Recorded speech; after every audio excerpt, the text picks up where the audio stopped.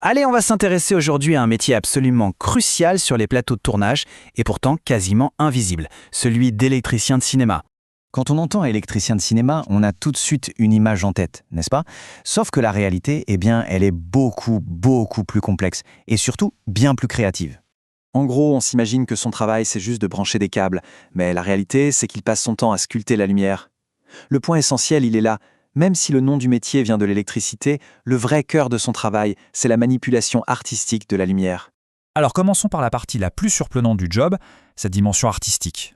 C'est ça qui sépare un électro de cinéma d'un électricien du bâtiment, par exemple.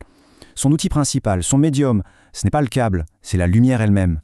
Et tenez-vous bien, parfois il n'utilise même pas du tout d'électricité. C'est assez fou.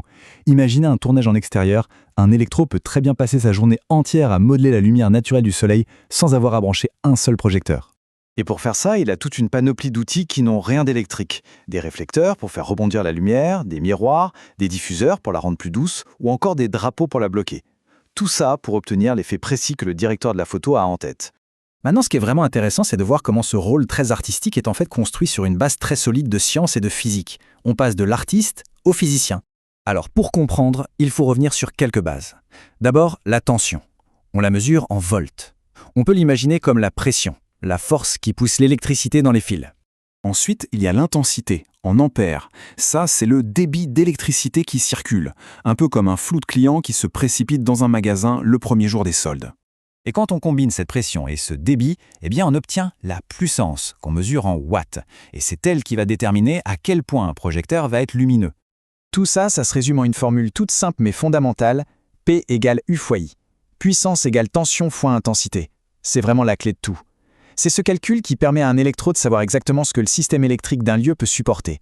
Allez, prenons un cas très pratique, un problème qu'ils doivent résoudre tous les jours. On tourne dans un appartement. La question est simple, combien de projecteurs de 700 watts peut-on brancher en même temps sans tout faire sauter? Alors, comment on fait? D'abord, on identifie les limites du circuit. Dans un appartement français classique, c'est 220 volts et 12 ampères. Étape 2, on calcule la puissance totale disponible. 220 x 12, ça nous fait 2640 watts. Ça, c'est notre maximum. Ensuite, on divise cette puissance par ce que consomme un seul de nos projos. 2640 divisé par 700, ça donne 3,77. La réponse est donc claire. On peut brancher 3 projecteurs en toute sécurité, mais pas un 4e. Ce petit calcul, c'est ce qui évite de plonger tout le tournage dans le noir. Bien évidemment, un électro ne travaille jamais seul. Il fait partie d'une équipe très organisée avec une chaîne de commandement bien définie. Tout en haut, on trouve le chef électro. C'est l'équivalent du gaffer aux États-Unis ou du chef éclairagiste au Canada. C'est lui qui dirige toute l'équipe lumière et qui rend des comptes directement au directeur de la photographie, la personne qui est responsable de toute l'identité visuelle du film. Donc on a vu l'artiste, on a vu le scientifique, mais il y a une autre facette à ce métier. C'est la réalité toute simple, la réalité physique et financière du quotidien. Et pour ça, le mieux c'est de laisser la parole à des professionnels. Voici ce que l'un d'eux nous dit. Il faut avoir de bons bras, car les 3/4 du travail touchent la manutention. Les conditions de travail sont dures, car les équipes sont de plus en plus réduites. Voilà, c'est clair, c'est un métier extrêmement physique. Pour réussir là-dedans, il faut donc un mélange assez unique de qualité.